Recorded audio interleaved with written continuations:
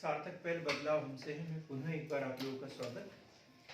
और आज शुरू करेंगे हम गवर्नर, बंगाल के गवर्नर। और बंगाल के गवर्नर के रूप में हम पहले गवर्नर की बात करेंगे, Warren Hastings. Warren Hastings, Warren Hastings Bengal का गवर्नर। और इसका समय है 1772 से 1785। 1772 से 1785। सर्वप्रथम इसका काम क्या था अभी बता दिया मैंने। सबसे पहले इसने क्या किया था? द्वैध शासन को समाप्त कर दिया। क्या किया इसने? द्वैध शासन को समाप्त किया। द्वैध शासन को समाप्त किया, ये पढ़ लिया हमने। जो बंगाल में द्वैध शासन किसने लगाया था? क्लाइव ने लगाया था, उसको इन्होंने समाप्त कर दिया। खजाना, खजाना मतलब ट्रेजरी। अभी क्या बोलते हैं हम इसको? ट्रेजरी। ट्रेजरी को ये कहां ले गया? ट्रेजरी को कहां ले गया? कौन बताएगा? जैसे हमने पढ़ा मुर्शिद कुर्ली खान, राजधानी कहां से कहां ले गया था वो? ढाका से मुर्शिदाबाद। मीर कासिम के बारे में पढ़ा, मुर्शिदाबाद से कहां ले गया था ये? मुंगेर। मुर्शिदाबाद से मुंगेर। अब ये कहां लेके आएंगे? मुर्शिदाबाद से अलीपुर। मुर्शिदाबाद से कहां लेके आएंगे ये? अलीपुर। अलीपुर का मतलब क्या है? कलकत्ता। अलीपुर का मतलब क्या है? कलकत्ता। तो ये ट्रेजरी या खजाने को जो है मुर्शिदाबाद से अलीपुर, ब्रैकेट में लिखेंगे कलकत्ता, कलकत्ता लेकर गए। ट्रेजरी को कहां ले गए? कलकत्ता लेकर गए। अब क्या किया इन्होंने? एक संधि हुई थी, हमने पहले भी पढ़ा, मर्जी सिंधिया। इन्होंने कुछ किया और मुगल बादशाह को फिर बादशाह का पद वापस लौटाया था। बादशाह का पद वापस लौटाया था। तो उन्होंने बोला हम मुगल बादशाह को बंगाल से खर्च क्यों दें? वो अपनी दिल्ली तरफ देखे, अपना जुगाड़ वो लगाता रहे। तो इन्होंने क्या किया? मुगल बादशाह की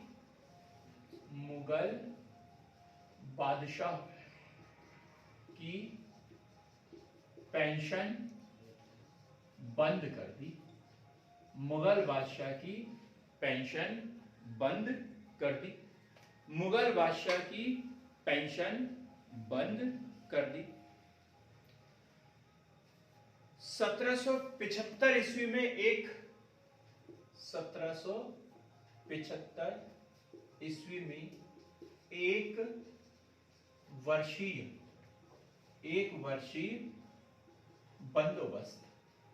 बंदोबस्त किया। बाद में हम इसी को देखेंगे कि 1793 में यही क्या हो जाएगा? स्थायी बंदोबस्त। मतलब लगान वसूल करने के लिए उन्होंने क्या किया? एक निश्चित राशि बोल दिया कि इतनी राशि आपको लगान के रूप में देना है और हर साल इसे तय किया जाएगा। मतलब एक वर्षीय था। मतलब स्थायी था क्या? नहीं। 1793 में स्थायी हो जाएगा कि आपको इतना लगान देना ही है। लेकिन अभी क्या है? एक वर्ष के लिए निर्धारित करते थे कि इस साल इतना देना है, अगले साल अलग, उसके बाद अलग। तो एक वर्षीय बंदोबस्त प्रारंभ किया। जमींदारों के अधिकारों में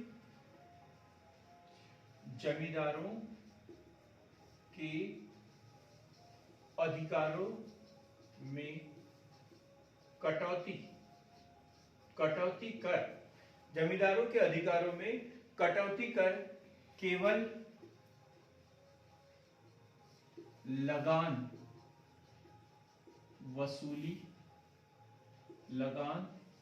वसूली का अधिकार दिया। मतलब जैसे जमीन को बेदखल करना या अपने स्तर पर न्यायिक व्यवस्था करना, ये सब अधिकार उनसे छीन लिया। अब सिर्फ क्या करना है? उनको लगान पर वसूल करना है। और वही लगान वसूल करना है जो सरकार ने निर्धारित कर दिया है। ऐसे नहीं कि अपने मन से निर्धारित करेंगे, कम करेंगे, ज्यादा करेंगे। अब जमींदारों के अधिकारों में कटौती कर दी गई। ऊंची बोली बोलने वाले ठेकेदार को, ऊंची बोली बोलने वाले ठेकेदार को राजस्व वसूल करने का अधिकार दिया गया।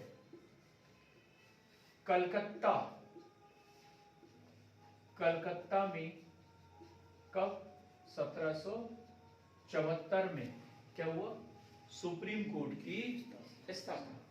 कलकत्ता में 1774 में सुप्रीम कोर्ट की स्थापना। देखो 1773 का रेगुलेटिंग एक्ट पढ़ेंगे, उसमें तो है ही, लेकिन किसके समय में हुआ ये? वॉरेन हेस्टिंग्स के समय। वॉरेन हेस्टिंग्स अलग है और लॉर्ड हेस्टिंग्स अलग है। हम वॉरेन हेस्टिंग्स की बात कर रहे हैं। तो वॉरेन हेस्टिंग्स के समय में 1774 में कलकत्ता महाभियोग का मुकदमा लगा था। एकमात्र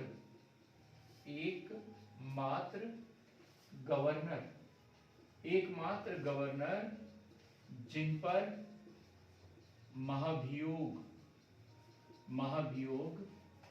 का मुकदमा चला था और बाद में मुक्त भी कर दिया। कोई सजा हुई क्या इनको? नहीं। दोषी पाए गए ये? नहीं, इनको मुक्त भी कर दिया गया था। 1781 में कलकत्ता में मदरसे की स्थापना इनके द्वारा की गई थी। 1781 में मदरसे की स्थापना। 1772 बड़े महत्वपूर्ण पॉइंट भर लिख रहे हैं हम इसमें, कोई कहानी नहीं पढ़ रहे हैं। जो इंपॉर्टेंट प्री के दृष्टिकोण से, मेंस के दृष्टिकोण से महत्वपूर्ण है वो पॉइंट भर लिखेंगे। नाम सुना होगा जोनाथन डंकर। बताइए आप, ओम श्री मैडम, क्या किया था जोनाथन डंकर ने? कोई गुनाह किया था क्या उसने? श्वेता मैडम को तो पता है। आपका बीएड का पेपर था? जोनाथन डंकर क्या गुनाह किया? बनारस में संस्कृत विद्यालय की स्थापना। 1772 में जोनाथन डंकन द्वारा संस्कृत विश्वविद्यालय की स्थापना। इंपॉर्टेंट क्वेश्चन है, याद रखना है। और अभी तक याद नहीं था तो सोचो हमारी पढ़ाई का लेवल कितना अच्छा है। 1772 में जोनाथन डंकन द्वारा संस्कृत विश्वविद्यालय की स्थापना। एक घटना है 1775। आप बताओगे? आप तो बताओगे नहीं बताओगे क्या? एक बंगाली नंद कुमार क्या किया था? फांसी दे दी थी। नंद कुमार को फांसी दे दी थी। मुकदमा दर्ज करवाया। हाँ, ठीक। क्या है? 1775 ईस्वी में बंगाली ब्राह्मण, 1775 में बंगाली ब्राह्मण नंद कुमार को कर चोरी या राजस्व चोरी का इल्जाम लगाकर फांसी दी गई थी।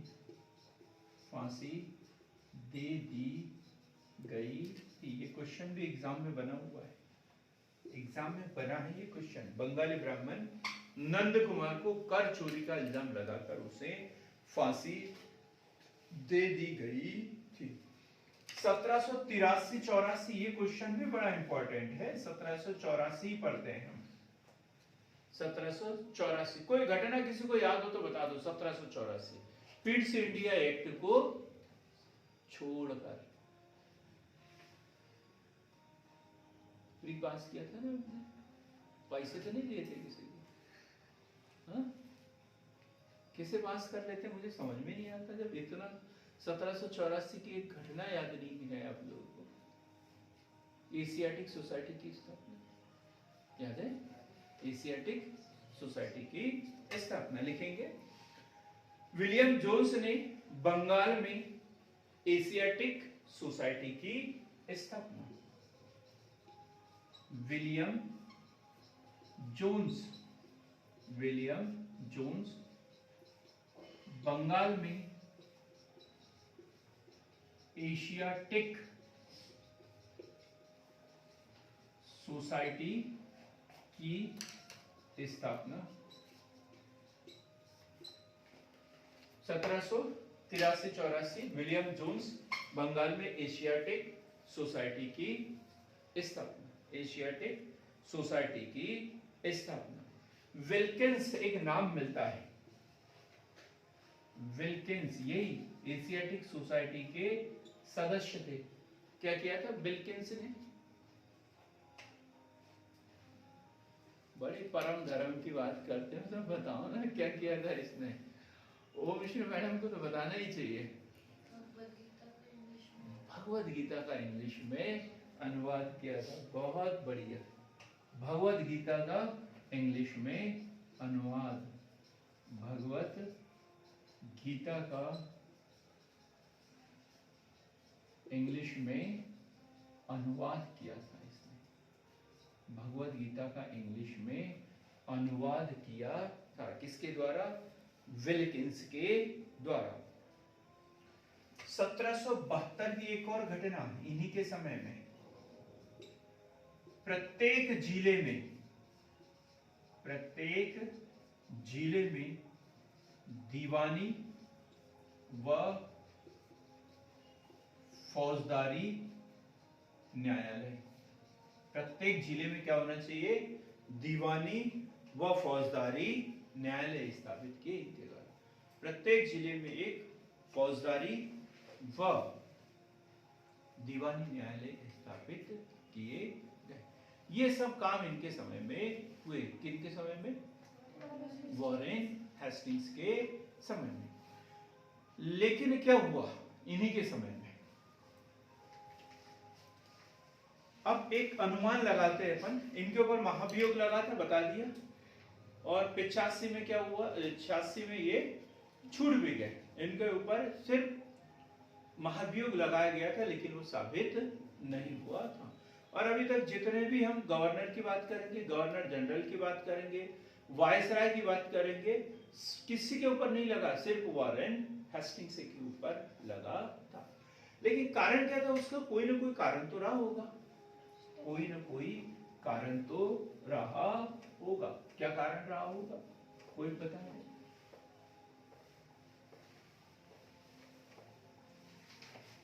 कंपनी घाटे में चल रही थी। कंपनी घाटे में चल रही थी।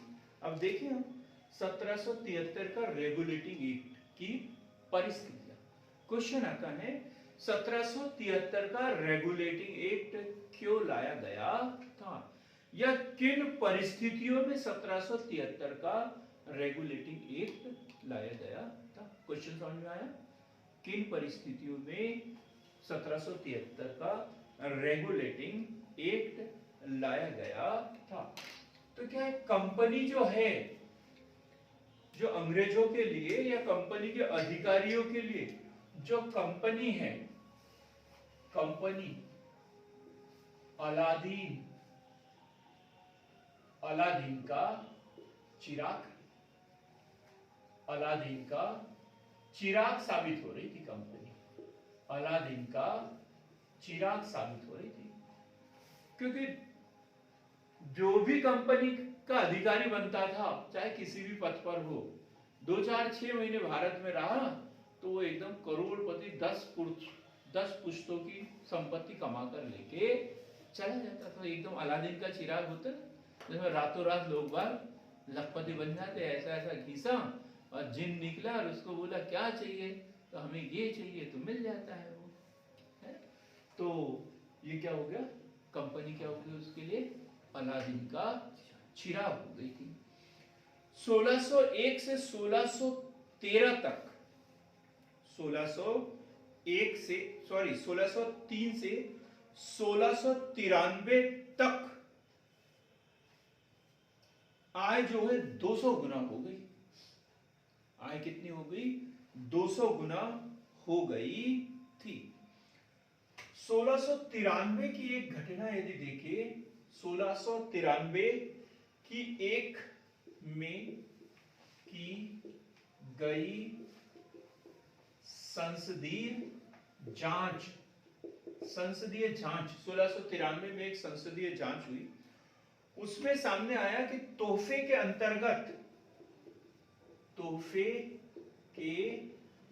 अंतर्गत कंपनी ने कितना खर्च किया है। तोहफे के अंतर्गत कंपनी ने जो है 90,000 वार्षिक पाउंड खर्च किया है। कंपनी कितने 90,000 वार्षिक पाउंड का खर्च किया है। ये कंपनी खर्च तोहफा किसको देती थी, ब्रिटिश सरकार के अधिकारियों, जो पार्लियामेंट के अधिकारी थे उनको देती थी, ताकि इनकी नियुक्ति बनी रहे। तो जो भी उसमें गवर्नर होता था वो क्या करता था, उनको बड़े बड़े तोहफे देता था, या तो उनकी नियुक्ति हो जाए, या नियुक्ति हो गई तो वो कार्यकाल उनका बढ़ता रहे, 2 साल की जगह 3 साल, 3 की जगह 4 साल, 4 की जगह 5 साल, या उनके जो रिलेटिव वगैरह है उनको नियुक्त किया जाए। तो इसके लिए 90,000 वार्षिक पाउंड का खर्च काय के लिए किया जाता था, तोहफे के रूप में किया जाता था, तोहफे देने के लिए, गिफ्ट देने के लिए किया जाता था। ड्यूक ऑफ लॉर्ड्स, किसको, duke of lords, duke of lords, वहां पे 2 सभा होती है, एक हाउस ऑफ कॉमन्स और दूसरा लॉर्ड्स, मतलब राजा की सभा, राज्यसभा जिसे बोलेंगे राजा की। तो ड्यूक ऑफ लॉर्ड्स को जो है 5,000 का, कितने का, 5,000 पाउंड का गिफ्ट इनके द्वारा दिया गया कंपनी की ओर से। तो वही ब्रिटेन के सम्राट विलियम तृतीय को 10,000 पाउंड का, ब्रिटेन के सम्राट को 10,000 पाउंड का गिफ्ट इनके द्वारा दिया गया। तो इतना सारा पैसा वो किसके रूप में, तोहफे के रूप में हर साल खर्च कर रहे थे। तो बताओ कंपनी घाटे में चलेगी या फायदे में चलेगी, घाटे में जाएगी। अब जब ब्रिटेन की सरकार को पता चला कि 1765 में जो है, 1765 में कंपनी को बंगाल, बिहार व उड़ीसा की दीवानी मिल गई, तो अब ब्रिटिश सरकार को लगा कि अब ये कंपनी को सरकार को फायदा होगा। ये कंपनी जो है बहुत सारा पैसा कमा के लाएगी और देश में लाएगी, तो सरकार को टैक्स वगैरह मिलेगा, बहुत सारा फायदा सरकार को होगा। लेकिन कंपनी बोलती है कि हम तो अभी घाटे में चल रहे हैं। तो ब्रिटेन सरकार का जो माथा ठनका कि कहीं ना कहीं कुछ न कुछ गड़बड़ है। तो 1767 में 1767 में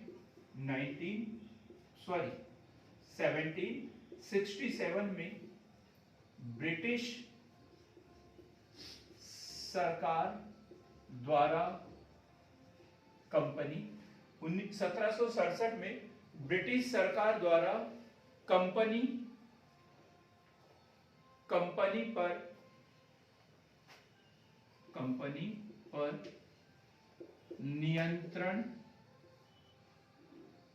नियंत्रण लगाने हेतु 4 लाख वार्षिक पाउंड की राशि मांगी। कि अब कंपनी को बोला कि अभी तक तो हमने कुछ मांगा नहीं, अब तुम्हें तो वहां बंगाल, बिहार, उड़ीसा की दीवानी मिल गई, अब तो तुम्हें बहुत फायदा हो रहा है, तो अब क्या करोगे तुम कमीशन के रूप में? क्योंकि तुम्हें अनुमति किसने दी है? हमने दी है। भाई अकबर के पास में किसने भेजा था तुम्हें? हमने भेजा था। भाई हमने अनुमति दी इसलिए तो तुम वहां पे हो, और यदि हमारा पत्र नहीं होता तो तुम्हें अनुमति मिलती क्या वहां व्यापार करने की? नहीं। तुम्हें वहां पर जो पोजीशन मिली है तो वो हमारी वजह से मिली है। तो अब तुम्हें क्या करना पड़ेगा? हमें 4 लाख वार्षिक, 4 लाख पाउंड वार्षिक की राशि जो है ब्रिटिश खजाने में देना होगा। ब्रिटिश खजाने में देना होगा, ये उन्होंने मांगा, ये उन्होंने कहा। लेकिन वास्तव में देखिए तो कंपनी की आर्थिक स्थिति लगातार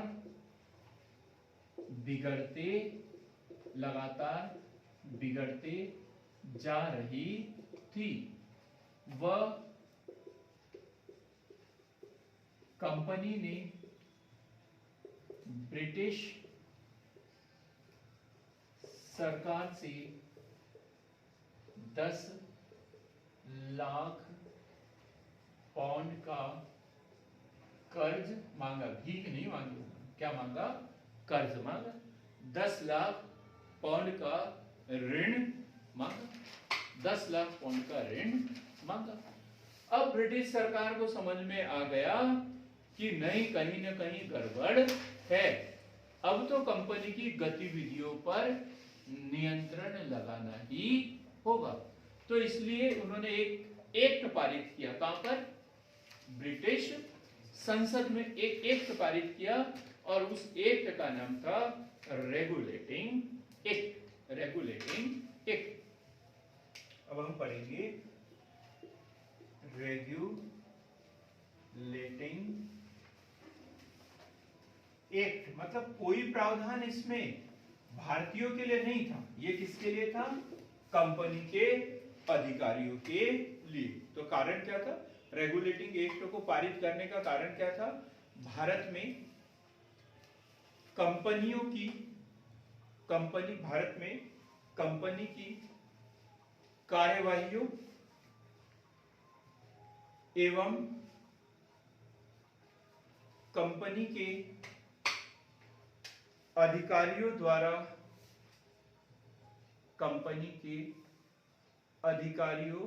द्वारा किए गए भ्रष्टाचार पर नियंत्रण लगाना।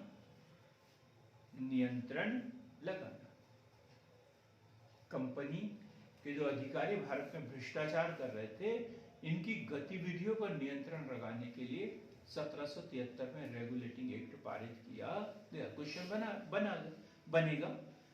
पहले तो एक क्वेश्चन बता दिए मैंने, किन परिस्थितियों में रेगुलेटिंग एक्ट पारित किया गया, तो वो परिस्थितियां बताई हमने। दूसरा, रेगुलेटिंग एक्ट क्यों पारित किया गया था, तो उसका उत्तर भी बता दिया। कंपनी की गतिविधियों पर भारत में नियंत्रण रखने के लिए, और कंपनी के अधिकारियों द्वारा जो भ्रष्टाचार किया जा रहा है उस पर नियंत्रण लगाने के लिए 1773 में रेगुलेटिंग एक्ट पारित किया गया। अब इसके प्रावधान क्या थे? इसके प्रमुख प्रावधान कौन से थे? तो क्रम से हम इसके 3-4 प्रावधान लिखेंगे। कोर्ट ऑफ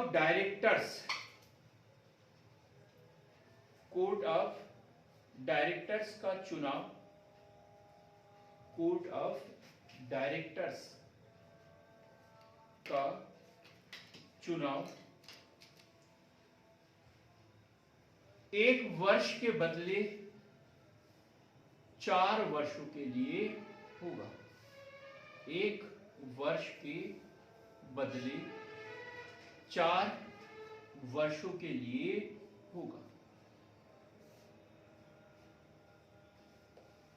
दूसरा, ये मैंने सामान्य सा पॉइंट था, इसे सबसे बाद में लिखवाना था, पहले लिखवा दिया मैंने, ठीक। जो सबसे महत्वपूर्ण पॉइंट था वो ये था, बंगाल, मुंबई और मद्रास, या ये भी लिख सकते हैं मुंबई व मद्रास। मैंने बंबई लिख दिया क्योंकि उस समय बंबई ही बोलते थे। बंबई व मद्रास की प्रेसिडेंसी को बंगाल प्रेसिडेंसी के अधीन किया गया, अधीन किया गया। पहले तीनों प्रेसिडेंसियां एक समान थी और स्वतंत्र थी, तीनों के अलग अलग गवर्नर होते थे और तीनों अपने अपने क्षेत्र में कार्य करने के लिए स्वतंत्र होते थे। लेकिन अब क्या किया, ये दोनों प्रेसिडेंसी को बंगाल प्रेसिडेंसी के अधीन लाया गया। क्लियर हो गया? पहला पॉइंट एकदम क्लियर। दूसरा पॉइंट, गवर्नर जनरल के लिए 4 सदस्यीय परिषद, 4 सदस्यीय परिषद का गठन किया गया। 4 सदस्यीय परिषद का गठन किया गया। गवर्नर जनरल के लिए क्या, गवर्नर जनरल के लिए 4 सदस्यीय परिषद का गठन किया गया। 4 सदस्यीय परिषद का गठन किया गया। अब जो भी निर्णय होगा वो कैसे होगा, बहुमत से होगा। निर्णय बहुमत से, निर्णय बहुमत से होगा। और यदि दोनों इधर समान वोट हो जाए तो फिर निर्णायक मत गवर्नर देगा। निर्णायक मत जो है बंगाल का गवर्नर देगा। बंगाल का गवर्नर निर्णायक मत देगा। क्लियर हो गया ये बात भी? 4 सदस्यीय कोर्ट ऑफ डायरेक्टर्स जिसे कहते हैं, 4 सदस्य कर दिया। पहले, इससे पहले क्या होता था, गवर्नर होता था और उसके बाद में एक परिषद होती थी, उसमें कितने सदस्य होते थे, 3 सदस्य होते थे। लेकिन अब इस अधिनियम के तहत कितने कर दिए, 4 सदस्य कर दिए। 4 सदस्य कौन कौन थे? पहली बार जो नियुक्त हुए 4 सदस्य थे, फिलिप फ्रांसिस, मनीसन, दूसरा कौन, मनीसन, तीसरा वार्टेल और चौथा है क्लेयरिंग। चौथा है क्लेयरिंग।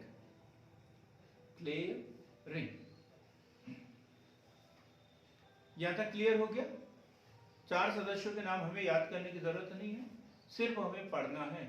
कभी विकल्प में आ गया कि 1773 के रेगुलेटिंग एक्ट के तहत जो गवर्नर जनरल की 4 सदस्यीय परिषद थी उसमें कौन सा सदस्य शामिल नहीं था, विकल्प में क्वेश्चन बन सकता है। इसलिए हमें क्या, थोड़ी बहुत जान पहचान उनसे होना चाहिए कि कभी हमें दिख जाए तो हम उससे अच्छे से नमस्ते ले सके। इतना ही परिचय कराना है उसे, एकदम इतना नहीं रटना कि सपने में आ जाए, इतना हमें रटने की जरूरत नहीं है। गवर्नर जनरल व उसकी परिषद, गवर्नर जनरल व उसकी परिषद इंग्लैंड में स्थित निर्देशक बोर्ड के प्रति उत्तरदायी होंगे। गवर्नर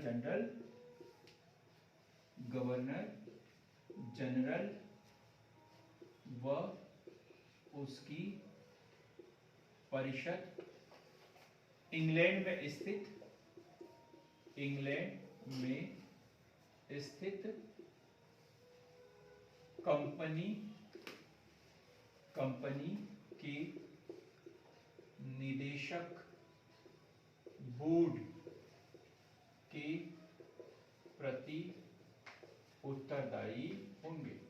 ना तो ये भारत के मुगल बादशाह के प्रति उत्तरदायी है, ना बंगाल के नवाब को जवाब देंगे ये, और ना ही ब्रिटिश सरकार को देंगे। किसको देंगे ये? कंपनी के निदेशक बोर्ड के प्रति उत्तरदायी होंगे, उन्हीं को जवाब ये देते रहेंगे। गवर्नर जनरल को भारतीय प्रशासन के लिए कानून बनाने का अधिकार दिया गया। क्या? गवर्नर जनरल को भारतीय प्रशासन के लिए कानून बनाने का अधिकार प्रदान किया गया। किंतु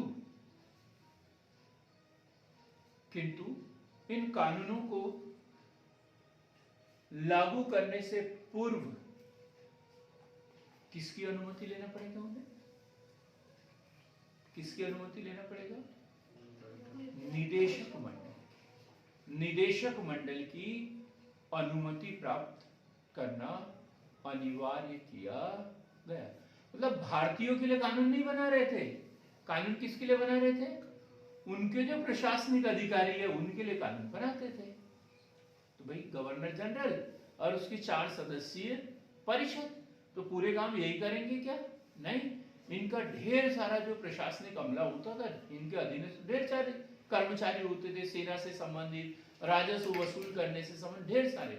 तो इनके लिए यदि वेतन बढ़ाने से संबंधित है, सेवा शर्तें निर्धारित करने से संबंधित कोई भी कानून बनाना है तो कानून तो ये बना सकते हैं, लेकिन उसके लिए अनुमति किसकी लेना है? लागू करने से पूर्व निर्देशक मंडल से अनुमति लेना आवश्यक था। 1773 ईस्वी में कलकत्ता में सुप्रीम कोर्ट बनाने की अनुमति दी गई, लेकिन स्थापना कब की गई? 1774 में। प्रावधान काय में था? 1773 के रेगुलेटिंग एक्ट में प्रावधान था, लेकिन लागू कब हुआ ये? 1774 में। और किसे न्यायाधीश बनाया गया? Elijah Impey. एलिजा इम्पे को भारत का सर्वोच्च न्यायालय का न्यायाधीश बनाया गया। ये क्वेश्चन भी कई बार पूछा जाता है। एलिजा इम्पे प्रथम न्यायाधीश बने।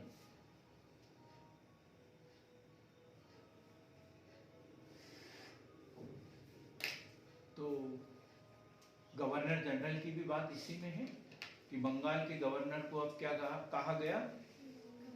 भारत का नहीं, बंगाल का गवर्नर जनरल। बंगाल का गवर्नर जनरल। भारत का तो बाद में बोलेंगे, भारत का बाद में 1733 के रेगुलेटिंग एक्ट के तहत। अभी इसी को क्या, अब दोनों को उसके अधीन कर दिया, तो अब गवर्नर तो होता था, लेकिन इसे गवर्नर जनरल कहते थे। बंगाल का गवर्नर जनरल इसे कहते थे। यदि क्वेश्चन बने कि बंगाल का प्रथम गवर्नर कौन था, गवर्नर जनरल कौन था, तो यही आएगा, वॉरेन हेस्टिंग्स। ठीक, अब हम 2 मिनट की और चर्चा करेंगे, और वो है Pitt's India act. Pitt's India act कब बना है ये?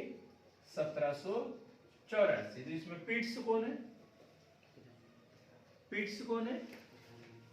ब्रिटेन के प्रधानमंत्री, ब्रिटेन के पीएम कौन थे उस समय? पिट्स। तो इसलिए इनके नाम पर इसे क्या कहा जाता है? पिट्स इंडिया एक्ट, क्योंकि ब्रिटिश संसद में पारित हुआ था और उस समय पीएम कौन थे? पिट्स थे, इसलिए इसे पिट्स इंडिया एक्ट कहा गया। उद्देश्य क्या था इसका? क्यों लागू किया गया पिट्स इंडिया एक्ट को? उद्देश्य कोई बता दे क्या था? रेगुलेटिंग एक्ट की कमियों को दूर करना, बहुत शानदार। उद्देश्य है रेगुलेटिंग एक्ट की कमियों को दूर करना। क्या था इसमें प्रावधान यदि देखें तो कोर्ट ऑफ डायरेक्टर्स जो थे वो चार थे और जब भी कोई निर्णय होता था तो दो इधर हो जाते थे, दो इधर हो जाते थे, तो हमेशा निर्णायक मत किसको देना पड़ता था? बंगाल के गवर्नर को देना पड़ता था। तो अब तो मात्र जो भी निर्णय होगा किससे के माध्यम से होगा? बंगाल के गवर्नर के माध्यम से होगा। इसे हस्तक्षेप करना ही होता था। इसलिए इसमें क्या किया, गवर्नर जनरल की परिषद की जो सदस्यों की संख्या थी 4 से घटाकर फिर से कितना कर दिया? 3। गवर्नर जनरल की परिषद की, गवर्नर जनरल की परिषद की सदस्य संख्या 4 से घटाकर 3 कर दी। 4 से घटाकर कितनी कर दी? 3 कर दी। क्लियर हो गई बात? अब वहां पर हम बात कर रहे थे नियंत्रण मंडल। नियंत्रण मंडल, कंट्रोल बोर्ड कहां पर होगा? लंदन में होगा। और कंपनी के जितने भी डायरेक्टर होते थे सब वो कंट्रोल बोर्ड के सदस्य होते थे। तो यहां से कोई बात वहां पहुंचती थी तो वहां हौच-पौच हो जाती थी पूरी की क्या करे क्या नहीं करे। अब 100 लोग हैं तो 100 लोगों से पूछना है, तो बोलेंगे नहीं, अब तुम ही लोग अपना कंट्रोल बोर्ड तय कर लो। तो वहां पर भी बोला 6 सदस्य। ये क्वेश्चन बनता है कि कंट्रोल बोर्ड का गठन किस अधिनियम के तहत किया गया था? तो फिर से इंडिया एक्ट लिखेंगे। इंग्लैंड में एक 6 सदस्यीय, इंग्लैंड में एक 6 सदस्यीय कंट्रोल बोर्ड का गठन किया गया। 6 सदस्यीय कंट्रोल बोर्ड या नियंत्रण बोर्ड की स्थापना की गई। अब बात करें हम रेगुलेटिंग एक्ट की, तो उसमें तो यही सोच के लाया था कि ये बार बार तोहफे लेते हैं, ये करते हैं, वो करते हैं, और तोहफे के बारे में कोई प्रावधान ही उसमें नहीं था। तो लगा कि नहीं यार, ये तो हमसे कुछ चूक हो गई। अब इसमें क्या किया, कंपनी के अधिकारियों एवं कर्मचारियों पर, कंपनी के अधिकारियों व कर्मचारियों पर उपहार लेने पर प्रतिबंध लगा दिया। उपहार लेने पर प्रतिबंध। कंपनी के अधिकारियों पर उपहार लेने व देने पर प्रतिबंध।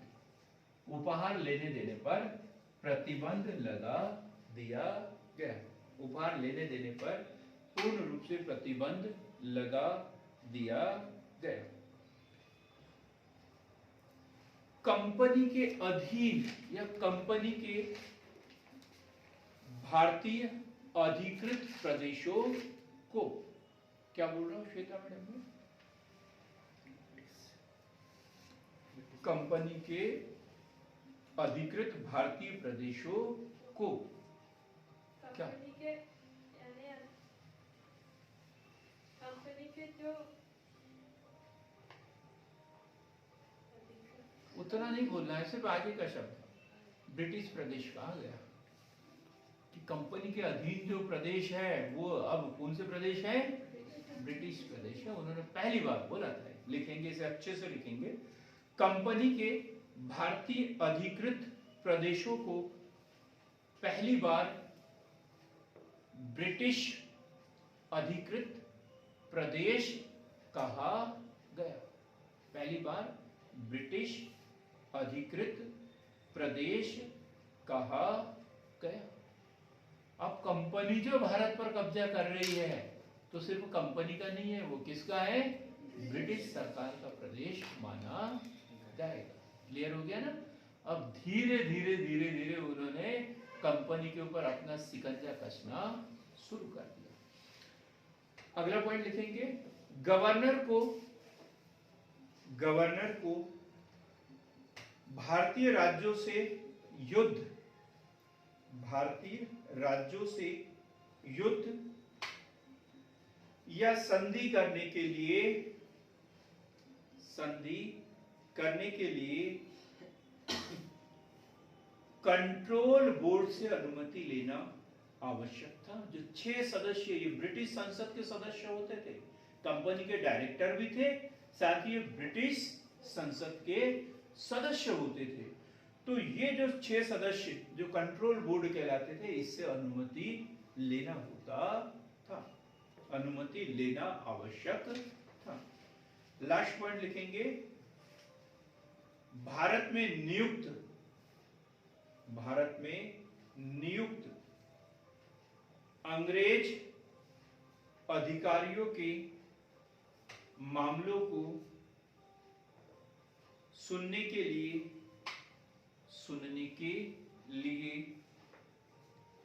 इंग्लैंड में एक अलग कोर्ट की स्थापना की गई। अलग कोर्ट की स्थापना की गई। अब जो वॉरेन हेस्टिंग्स है, इसके ऊपर जो मुकदमा चला था वो अलग कोर्ट में ही चला था, ठीक? क्योंकि इसमें प्रावधान था। और वॉरेन हेस्टिंग्स कब से कब तक?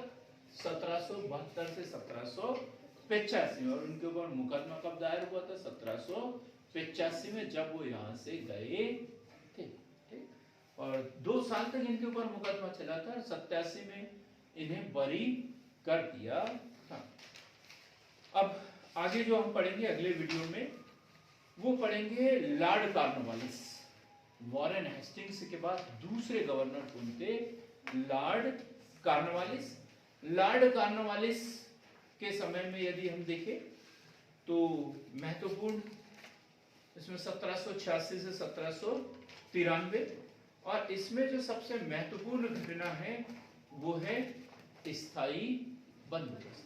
बंगाल का स्थायी बंदोबस्त या जो जमींदारी प्रथा है वो हम इसमें पढ़ेंगे। तो तब तक के लिए बहुत बहुत धन्यवाद, और हमारे साथ इसी तरह बने रहें।